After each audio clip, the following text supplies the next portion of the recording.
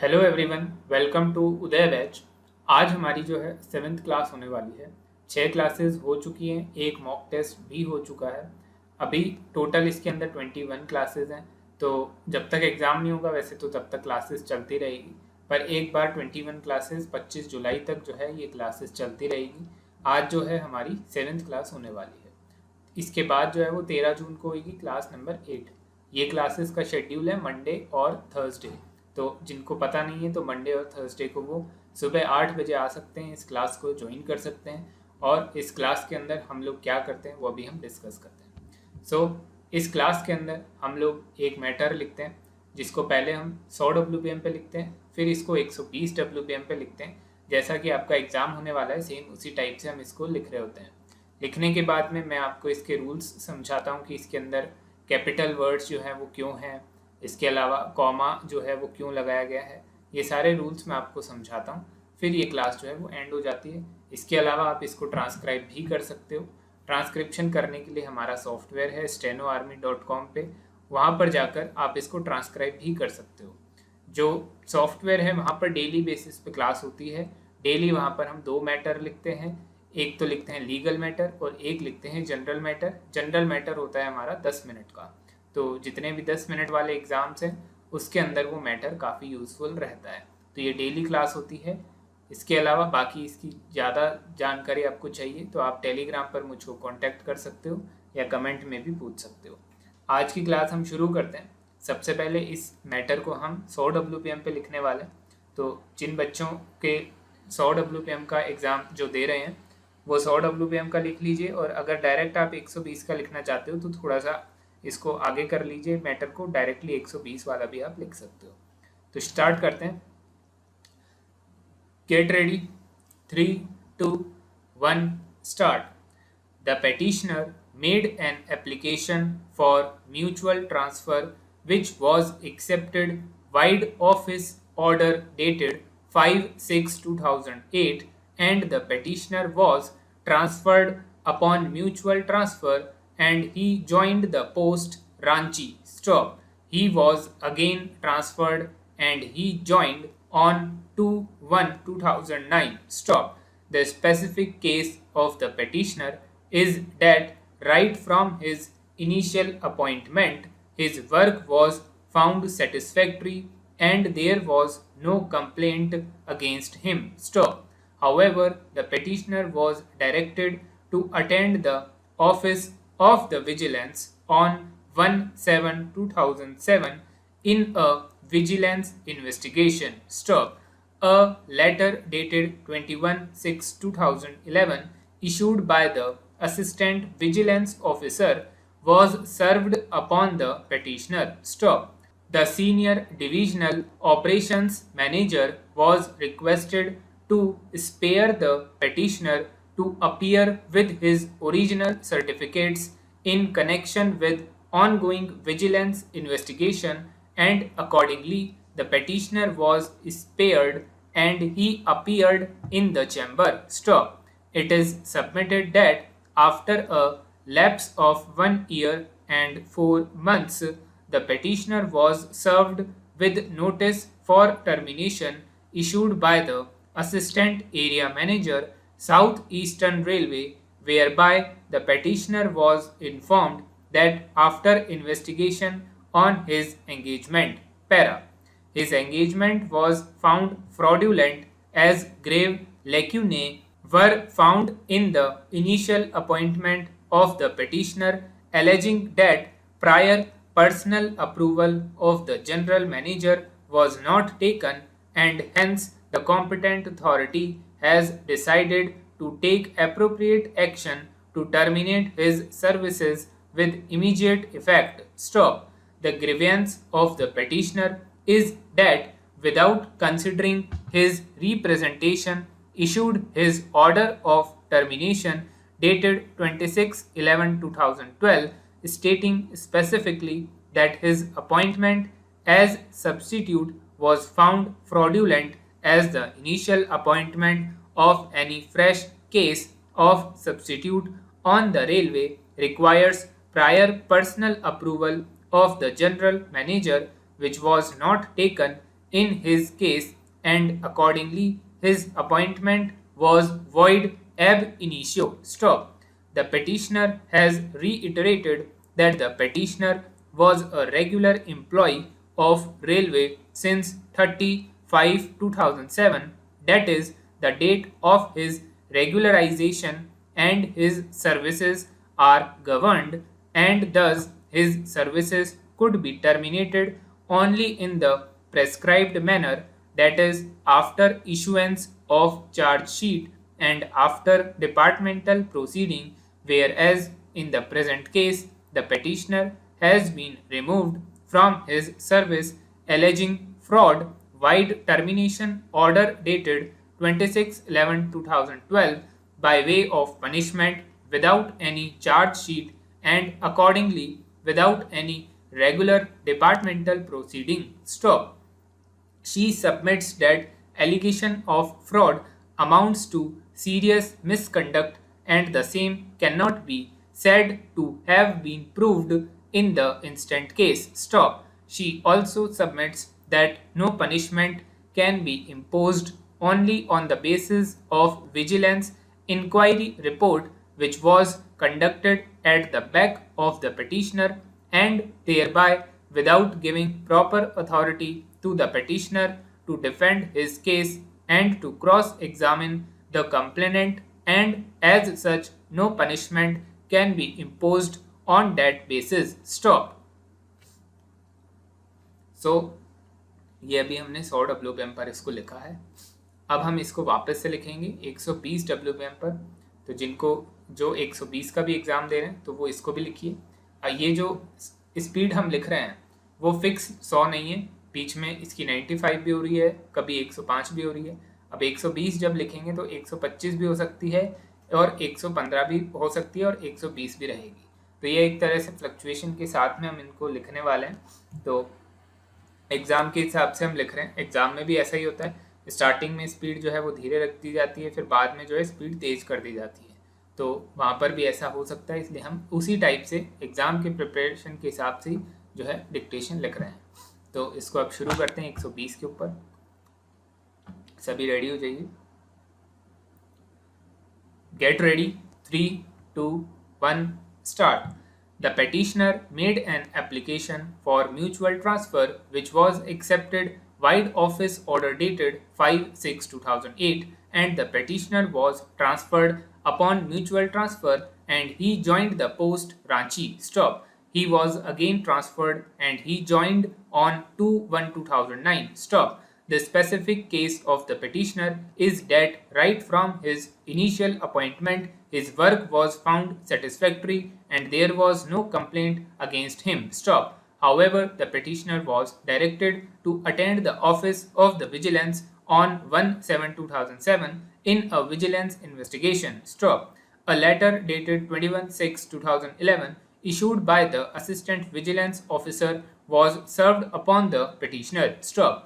The senior divisional operations manager was requested to spare the petitioner to appear with his original certificates in connection with ongoing vigilance investigation, and accordingly the petitioner was spared and he appeared in the chamber. Stop. It is submitted that after a lapse of 1 year and 4 months, the petitioner was served with notice for termination issued by the assistant area manager, South Eastern Railway, whereby the petitioner was informed that after investigation on his engagement, his engagement was found fraudulent as grave lacunae were found in the initial appointment of the petitioner, alleging that prior personal approval of the general manager was not taken, and hence the competent authority has decided to take appropriate action to terminate his services with immediate effect. Stop. The grievance of the petitioner is that without considering his representation issued his order of termination dated 26/11/2012, stating specifically that his appointment as substitute was found fraudulent as the initial appointment of any fresh case of substitute on the railway requires prior personal approval of the general manager, which was not taken, in his case and accordingly his appointment was void ab initio. Stop. The petitioner has reiterated that the petitioner was a regular employee of railway since 30/5/2007, that is the date of his regularization, and his services are governed, and thus his services could be terminated only in the prescribed manner, that is after issuance of charge sheet and after departmental proceeding, whereas in the present case the petitioner has been removed from his service alleging fraud wide termination order dated 26/11/2012 by way of punishment without any charge sheet and accordingly without any regular proceeding. Para. She submits that allegation of fraud amounts to serious misconduct and the same cannot be said to have been proved in the instead case. Stop. She also submits that no punishment can be imposed only on the basis of vigilance inquiry report which was conducted at the back of the petitioner and thereby without giving proper opportunity to the petitioner to defend his case and to cross-examine the complainant, and as such no punishment can be imposed on that basis. Stop. So ये 120 WPM पर लिखा है हमने. अब आप इसको transcribe कर सकते हो. जिनके पास सॉफ्टवेयर है वो डायरेक्टली सॉफ्टवेयर पे ट्रांसक्राइब करें और जिनके पास सॉफ्टवेयर नहीं है वो नोटपैड में भी ट्रांसक्राइब कर सकते हैं. ट्रांसक्रिप्शन आप चाहें तो मेरे साथ टेलीग्राम पर शेयर ज़रूर करना जिससे हम देख सकें कि आपकी कितनी मिस्टेक्स आ रही हैं, सो डैट उसके अंदर आप क्या और इम्प्रूवमेंट कर सकते हैं वो मैं आपको सजेस्ट कर सकूँ. सो ये आपका डिक्टेशन जो है वो हमने कंप्लीट कर लिया है. अब हम इसके रूल्स को समझ लेते हैं.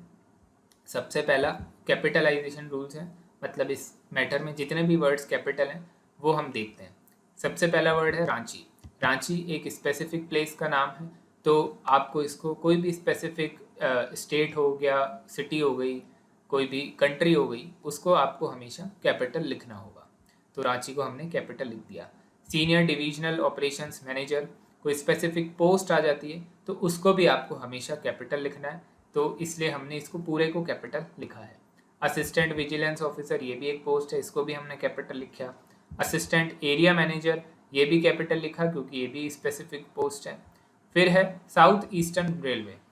रेलवे या रेलवे आप कभी जैसे मैटर में देखोगे तो रेलवे को आपको कैपिटल करने की ज़रूरत नहीं है, पर एक स्पेसिफिक जोन आ जाता है रेलवे का, साउथ ईस्टर्न आ गया, आपका कोई जैसे ईस्ट का कुछ आ गया, ऐसा कुछ भी आ गया तो आपको उसको कैपिटल लिखना पड़ेगा.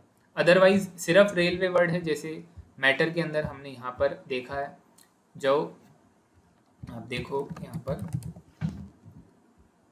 मैटर में यहाँ पर रेलवे बहुत बार आ रहा है, तो सिर्फ रेलवे को कैपिटल लिखने की जरूरत नहीं है. जहाँ पर south eastern railway specific zone आ गया उधर आपको रेलवे को कैपिटल लिखने की ज़रूरत पड़ेगी. फिर है जनरल मैनेजर, ये भी एक पोस्ट है तो इसको भी हमको कैपिटल लिखना है. तो कैपिटल के इतने ही रूल्स हैं, ये जितने कैपिटल वर्ड्स हैं वो इसके अंदर इतने सही हैं, इसके अलावा कुछ भी आपको कैपिटल इसके अंदर करने की ज़रूरत नहीं है. फिर है punctuation rules. The petitioner made an application for mutual transfer which was accepted by office order dated. अब डेट जब भी आ जाएगी मैटर के अंदर और उसके बाद में अगर सेंटेंस चलता जा रहा है तो उसके पहले कॉमा आपको लगाना है. तो डेट आ गई, डेट के बाद कॉमा लगा दिया, उसके बाद पूरा सेंटेंस जो है हमारा आगे कंप्लीट हो जाएगा. फिर है सेंटेंस नेक्स्ट. हाउएवर, सेंटेंस की स्टार्टिंग में हाउएवर आ गया तो उसके जस्ट बाद कॉमा लगाएंगे और फिर आगे का सेंटेंस हम लिखेंगे. अगर हाउएवर सेंटेंस के बीच में आ जाएगा तो फिर आगे पीछे दोनों साइड कॉमा लगेगा. हाउएवर जैसे और भी काफ़ी सारे वर्ड हैं, जैसे हाउएवर है, देयरफॉर है, देयर आफ्टर है, ये सारा का रूल्स सेम ही है. देयर आफ्टर वर्ड भी अगर सेंटेंस की स्टार्टिंग में आ गया तो जो है बाद में कॉमा लगेगा, सेंटेंस के बीच में आ गया तो आगे पीछे कॉमा लगेगा. तो इनके सबके रूल सेम हैं. ये लिस्ट जो है वो मैंने टेलीग्राम पर शेयर कर रखी है, आप वहाँ से इसको देख सकते हो.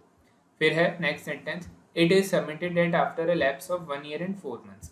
ये एक टाइम पीरियड आ गया, टाइम पीरियड के भी बाद हमको कॉमा लगाना है क्योंकि अब हम क्या बता रहे हैं, जैसे ये सेंटेंस बोल रहा है कि इतने टाइम पीरियड के बाद में क्या हुआ वो आगे हम सेंटेंस में बता रहे हैं. तो यहाँ पर एक कॉमा एक तरह से स्टॉप लेना जरूरी है एक नॉर्मल कन्वर्सेशन के अंदर, तो इसलिए हम यहाँ पे कॉमा लगा देते हैं. The petitioner was served with notice for termination issued by the assistant area manager. अब कोई भी पोस्ट है पोस्ट के अंदर कोई मान लेते हैं ये assistant area manager comma south eastern railway, department का नाम आ गया, तो उसको हम सेपरेट करेंगे पोस्ट से। ये चीज़ आपको ध्यान रखनी है। जैसे मान लेते हैं आप पर्सनल असिस्टेंट हैं, पर पर्सनल असिस्टेंट कहाँ पर है, मान लेते हैं झारखंड हाईकोर्ट या गुजरात हाईकोर्ट में, तो पर्सनल असिस्टेंट आपने यहाँ लिखा, फिर कॉमा लिखेंगे, फिर आप लिखेंगे आगे गुजरात हाईकोर्ट। ये इस तरह से आपको डिवाइड करना होता है पोस्ट को और डिपार्टमेंट के नाम को, ठीक है। फिर ये पूरा सेंटेंस है, considering his representation issued his order of termination dated, date आ गई तो डेट के बाद कॉमा लग गया और फिर आगे का सेंटेंस हम लिखेंगे। Railway requires prior personal approval of the general manager, general manager के बाद विच वर्ड है, विच वर्ड से पहले हमेशा कॉमा लगता है, विच वर्ड से पहले कॉमा लगता है, बस एक शर्त यह है कि आगे सेंटेंस होना चाहिए। ऐसा नहीं है कि आगे सेंटेंस विच के बाद में 2 वर्ड आए और सेंटेंस खत्म, इसके आगे पूरा सेंटेंस बन रहा है एक अलग से, तो इसलिए हम आगे कॉमा लगाएंगे विच से पहले। Which was not taken in his case and accordingly, and accordingly आ जाएगा तो अकॉर्डिंगली के जस्ट बाद कॉमा लगेगा, ये आपको ध्यान रखना है। His appointment was void ab initio, so ये आपका यहाँ पर कॉमा का रूल फॉलो हो रहा है। The petitioner has reiterated that the petitioner was a great employ of railway since, date आ गई, अब डेट के बाद कॉमा लगता है, पर यहाँ पे डेट इज भी लिखा है, डेट इज मतलब I.E. इसको आपको ऐसे ही लिखना है और इसके आगे पीछे हमेशा कॉमा लगेगा। अब यहाँ पे डेट नहीं भी होती तब भी आपको इसके डेट इज आ जाता है तो आगे पीछे कॉमा लगता है। The date of his regularisation and his services are govern and, अब एंड वर्ड है, एंड के बाद में 10 वर्ड आ रहा है और पूरा सेंटेंस चल रहा है, तो एंड से पहले भी हमेशा हमको कॉमा लगाना पड़ता है, तो एंड से पहले कॉमा लग गया। दस his services could be terminated only in the prescribe manner, फिर वापस से डेट इज आ गया तो आगे पीछे कॉमा लग गया।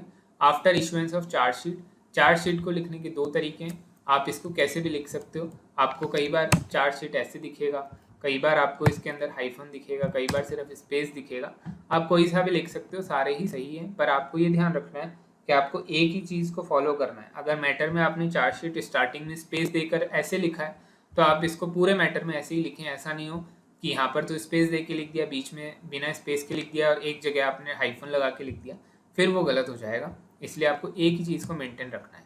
फिर and after departmental proceeding comma whereas, whereas sentence के बीच में जब भी आएगा उसके पहले आपको कॉमा लगाना है, चाहे वो उसके आगे सेंटेंस बन रहा हो या 2 वर्ड ही हो, पर आपको कॉमा लगाना है। Whereas in the present case the petitioner has removed from his service alleging fraud by termination order dated, date आ गई तो डेट के पहले जस्ट बाद कॉमा लग गया। By way of punishment without any chargesheet and accordingly, accordingly का भी बताया कि एंड अकॉर्डिंगली आ जाएगा तो उसके जस्ट बाद कॉमा लगेगा। Without any regular departmental proceeding, so ये बेसिकली आपके इस पूरे मैटर में जितने भी कॉमास हैं वो सारे इसमें एक्सप्लेन कर दिए मैंने। अब आपको कोई जैसे आप ट्रांसक्रिप्शन करो फिर कॉमा की मिस्टेक्स आपकी जितनी भी आए वो आप इसके अंदर देखो, जो मैंने समझाया वो समझ लो, फिर आपको पता चलेगा कि हाँ भाई यहाँ पे कॉमा था मैंने नहीं लगाया, तो अब आगे से आपको ये गलती नहीं करनी। इसके बाद ये डिफ़िकल्ट वर्ड्स हैं, मतलब इस मैटर में जितने भी वर्ड्स हैं जिनके मीनिंग आपको समझने की ज़रूरत है वो आपको यहाँ पे मैंने मेंशन कर रखे हैं। सो ये आपका पूरा जो है आज की क्लास जो है कंप्लीट होगी। जनरल मैटर हम हमारी जो डेली बेसिस पे क्लास होती है उसमें मैं लिखवाऊंगा शाम को। बाकी ये आपकी क्लास आज की कंप्लीट हो गई है, यहाँ पर हम टिक भी लगा देते हैं। अब इसके बाद नेक्स्ट क्लास 13 जून को होने वाली है और 8 बजे सुबह रहेगी, तो ये आप क्लास ज्वाइन कर लेना। ये पूरा जो टाइम टेबल है ये आपको डिस्क्रिप्शन में भी मिल जाएगा और ये जो PDF है ये भी डिस्क्रिप्शन में मिल जाएगी, आप इसको वहाँ से डाउनलोड कर सकते हो। बाकी टेलीग्राम पर भी मिल जाएगी, वहाँ से भी आप इसको देख सकते हो। तो आज की क्लास यहीं पे ख़त्म करते हैं। कोई डाउट या क्वेरी है तो आप कमेंट करके पूछ लेना। तब तक के लिए थैंक यू एवरीवन।